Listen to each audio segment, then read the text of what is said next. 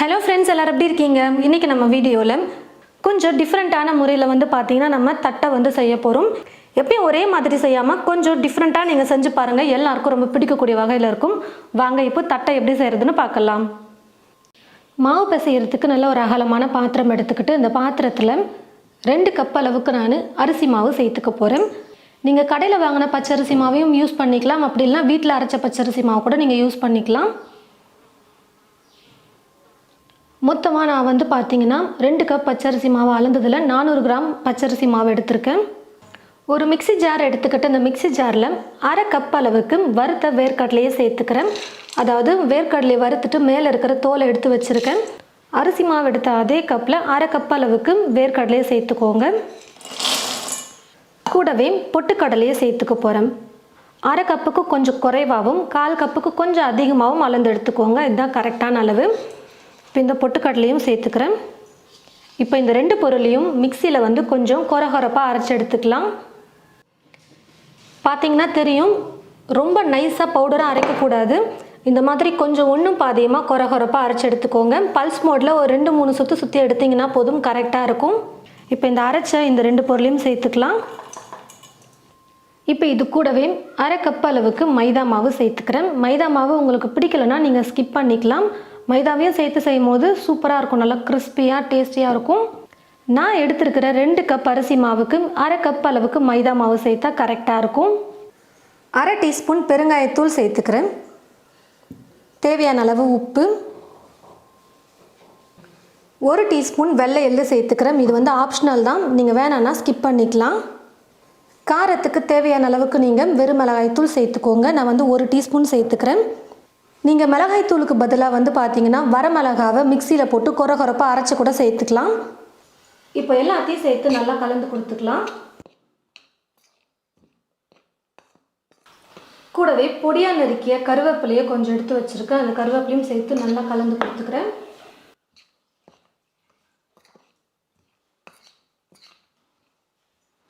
எண்ணெயை பார்த்தீங்கன்னா ஒரு சின்ன தாளிப்பு கரண்டியில் எடுத்துக்கிட்டு நல்லா சூடு பண்ணி வச்சுருக்கேன். இப்போ இந்த எண்ணெயை ஒரு 3-4 டீஸ்பூன் அளவுக்கு நான் சேர்த்துக்கிறேன். இப்போது எண்ணெயோட மாவை நல்லா கலந்து கொடுத்துட்டு அதுக்கப்புறமா தண்ணி கொஞ்சம் கொஞ்சமாக சேர்த்து நம்ம மாவை பிசைஞ்சிக்கலாம்.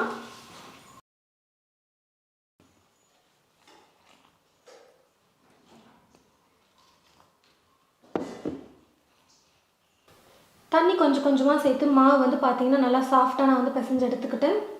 நம்ம மாவை தட்டும் பொழுது விரிசல் விடக்கூடாது. அந்த அளவுக்கு தண்ணியை நீங்கள் கொஞ்சம் கொஞ்சமாக சேர்த்து நீங்கள் மிக்ஸ் பண்ணிங்கன்னா போதும், கரெக்டாக இருக்கும்.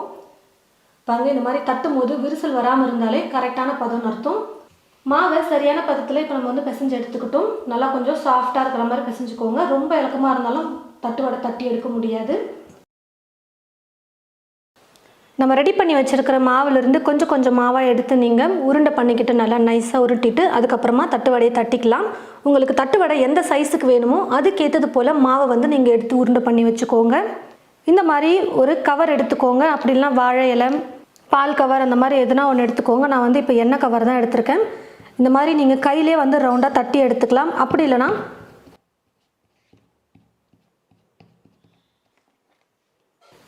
மாவை இந்த மாதிரி உருட்டினதுக்கு அப்புறமா இப்படி திருப்பி இன்னொரு பேப்பர் இது மேலே வச்சுட்டு ஒரு கிண்ணம் எடுத்துக்கோங்க, இல்லை டிஃபன் பாக்ஸ் எடுத்துக்கோங்க. கீழே ஃப்ளாட்டாக இருக்கிற மாதிரி அதை வச்சு இப்படி ப்ரெஸ் பண்ணி எடுக்கும்பொழுது நமக்கு நல்லா ரவுண்டாக தட்டு வடை கிடைக்கும். பாருங்கள், இந்த மாதிரி உங்களுக்கு எது ரொம்ப ஈஸியாக இருக்கோ அந்த மாதிரி நீங்கள் தட்டி எடுத்துக்கோங்க. நான் பார்த்தீங்கன்னா இந்த அளவுக்கு மெல்லிசாக தட்டி எடுத்திருக்கேன். பாருங்கள் ஃப்ரெண்ட்ஸ், கடாயில் எண்ணெய் ஊற்றி வச்சுட்டேன். கொஞ்சமாக மாவு எடுத்து எண்ணெயில் போட்டு பாருங்கள், எண்ணெய் காஞ்சிருக்கா இல்லையான்னு சொல்லிட்டு தெரிஞ்சிடும். எண்ணெய் இப்போ நல்லா காஞ்சிருச்சு. தட்டி வச்சுருக்கிற மாவை எடுத்து எண்ணெயில் போட்டு நம்ம தட்டு வடை செஞ்சு எடுத்துக்கலாம். எண்ணெய் நல்லா காஞ்சதுக்கப்புறமா ஸ்டவ்வை கொஞ்சம் லைட்டாக குறைச்சிக்கோங்க. தீ ஃபுல்லாக வச்சுட்டு குக் பண்ணும்போது சீக்கிரமாக தட்டு வடை கலர் மாறிடும், ஆனால் வெந்திருக்காது. நீங்கள் கலர் மாறிடுச்சுன்னு சொல்லிட்டு எடுத்துட்டிங்கன்னா மொறுன்னு இருக்காது. அப்புறம் தட்டு வடை சாப்பிடும்பொழுது கொஞ்சம் லைட்டாக குறைச்சி வச்சுட்டே குக் பண்ணும்போது கலரும் நல்லா மாறி வரும், தட்டு வடையும் நல்லா வெந்து வந்திருக்கும், சாப்பிட்றதுக்கு நல்லா மொறுன்னு சூப்பராக இருக்கும். இந்த ஒரு டிப்ஸை மட்டும் கரெக்டாக நீங்கள் ஃபாலோ பண்ணிக்கிட்டிங்கன்னா போதும், தட்டு வடை சூப்பராக இருக்கும் சாப்பிட. அப்பப்போ தட்டு வடையை 2 பக்கமும் நம்ம திருப்பி கொடுக்கும்பொழுது நல்லா வெந்து வரும்.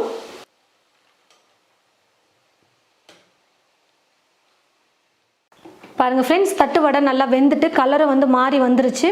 நம்ம எண்ணெயில் போடும்பொழுது மாவு எந்த அளவுக்கு கொதிச்சது. இப்போ பார்த்தீங்கன்னா நல்லா அந்த கொதி வந்து அடங்கி வந்துருச்சு. இப்போ வந்து இந்த மாதிரி இருந்ததுனாலே தட்டு வடை நல்லா வெந்து வந்துருச்சுன்னு அர்த்தம்.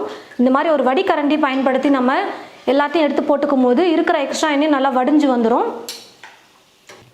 இதே போல் மீதி இருக்கிற மாவை தட்டி தட்டி எண்ணெயில் போட்டு நம்ம தட்டு வடை செஞ்சு எடுத்துக்கலாம். எப்பவும் போல் நம்ம தட்டு வடை வந்து செய்யாமல் கொஞ்சம் வித்தியாசமாக பண்ணியிருக்கோம். டேஸ்ட் வந்து பார்த்திங்கன்னா அவ்வளோ சூப்பராக இருக்கும். கண்டிப்பாக நீங்கள் உங்களுடைய வீட்டில் இந்த மாதிரி ஒரு முறையாவது செஞ்சு பாருங்கள். ட்ரை பண்ணி பார்த்துட்டு எப்படி இருக்குன்னு சொல்லிட்டு மறக்காமல் கமெண்ட் பாக்ஸில் வந்து கமெண்ட் பண்ணுங்கள். இந்த வீடியோவை மற்றவங்களுக்கும் ஷேர் பண்ணுங்கள். இது போல் நிறைய ரெசிபீஸ் பார்க்க தமிழ் ஃபுட் மசாலா சேனலில் மறக்காமல் சப்ஸ்கிரைப் பண்ணிக்கோங்க. கூடவே பக்கத்தில் இருக்கிற பெல் ஐக்கானை கிளிக் பண்ண மறந்துடாதீங்க. தேங்க்யூ.